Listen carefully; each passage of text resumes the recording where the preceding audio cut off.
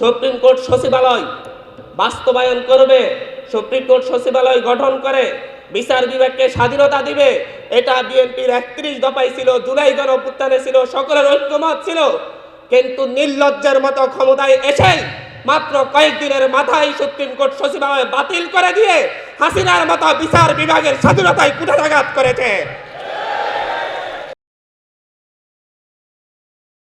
জুলাই গণভোটে, সংবিধান সংস্কার পরিষদের গণভোটে তুমি কি হাঁ দিয়েছো নাকি না দিয়েছো, সেই যুবক যদি বলে আমি হাঁ দিয়েছি এবং এটার বাস্তবায়ন চাই, এবং সেই সরকার যদি শুধু ছবি না তুলে সেটা বাস্তবায়নের নিশ্চয়তা দেয়, তাহলেই আমরা মনে করবো উনি আসলেই ওই যুবকের ছাওয়াকে উনি অন করেন।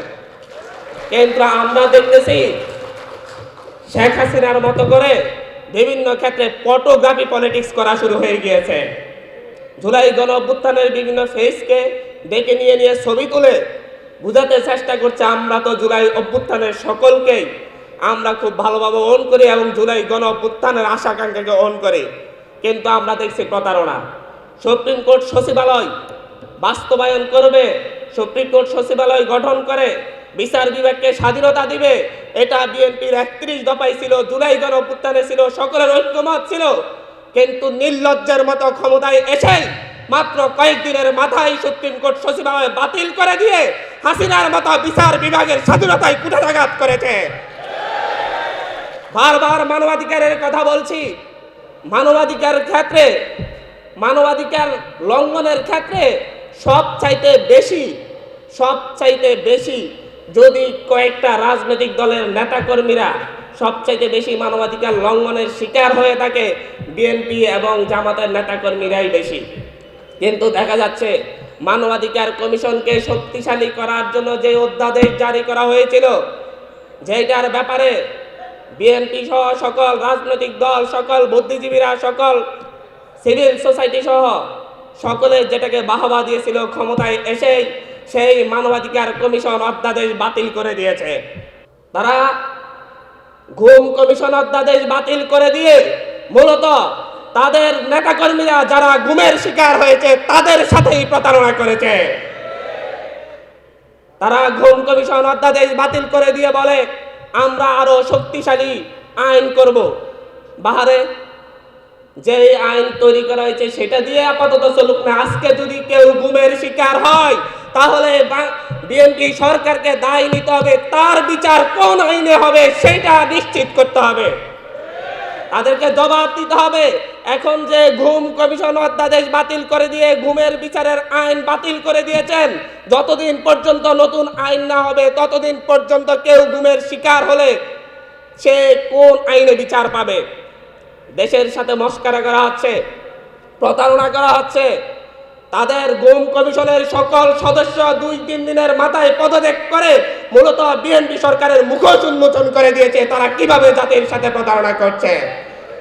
আমরা গুম কমিশনকে ধন্যবাদ জানাই, তারা শির দ্বারা সোজা রেখে এটার প্রতিবাদে গুম কমিশন থেকে পদত্যাগ করেছে এবং মানবাধিকার কমিশন অধ্যাদেশ বাতিল করার প্রশ্নেও এটার প্রতিবাদও 3 জন মানবাধিকার কমিশনের প্রধান কমিশনার সহ 3 জন, দুদক কমিশনের অধ্যাদেশ বাতিল করার পরে সেই কমিশনের 3 জন কমিশনার পদত্যাগ করেছেন, প্রধান কমিশনার সহ। তারাও সেই দ্বারা খাড়া রেখে তারাও এটার প্রতিবাদ জানিয়েছেন।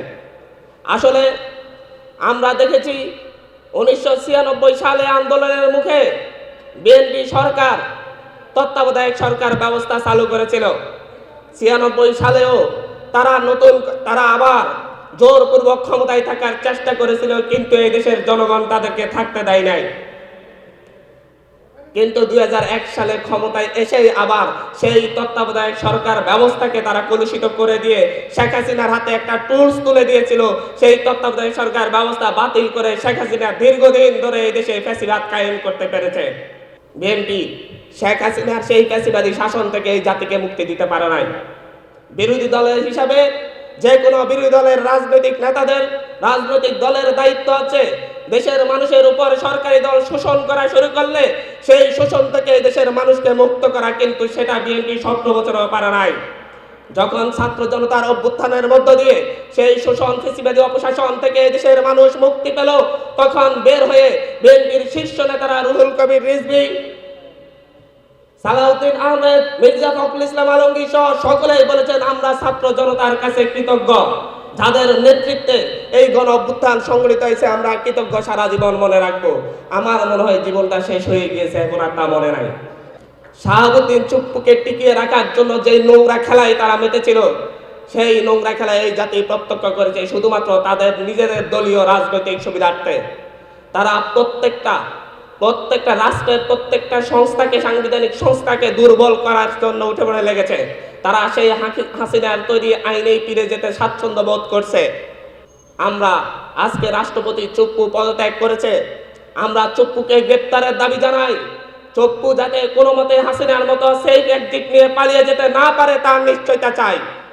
যদি বিএনপি সরকার যদি তা করতে ব্যর্থ হয়, তাদের মনে রাখা উচিত জুলাই একবার আসে না, জুলাই বারবার ঘুরে আসে, এবং প্রত্যেকবারই যখন ঘুরে আসবে বাংলাদেশ থেকে শ্রীলঙ্কা থেকে বাংলাদেশে এসেছে, বাংলাদেশ থেকে নেপালে গিয়েছে জুলাই, সেই জুলাই ঘুরে ভারতে এসেছে, আবার ঘুরে ফিরে আবার বাংলাদেশ, শ্রীলঙ্কা, নেপাল, পাকিস্তান সব দেশে জুলাই ঘুরে ফিরে আবারও আসবে, আবারও আসবে, আবারও আসবে।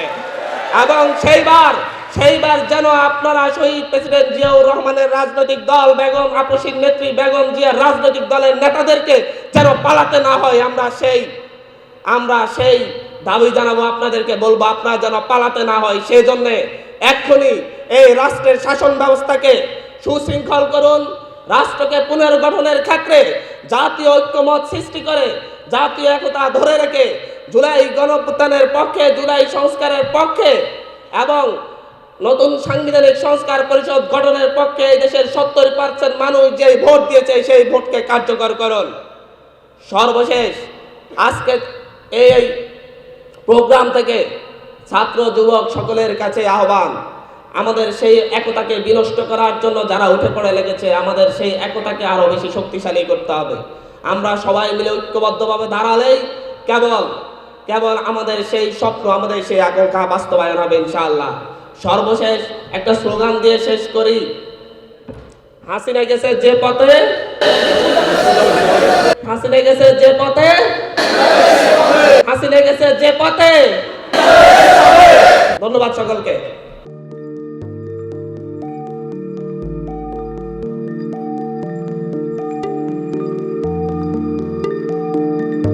পহেলা জানুয়ারি 2026 ইউটিউব জার্নালিজমের অগ্রদূত changeTV.press সংগ্রাম মুখর 7 বছর পেরিয়ে পা রাখলো গৌরবান্বিত 8 বছরে। এই আনন্দ প্রহরে সবাইকে নিরন্তর শুভেচ্ছা।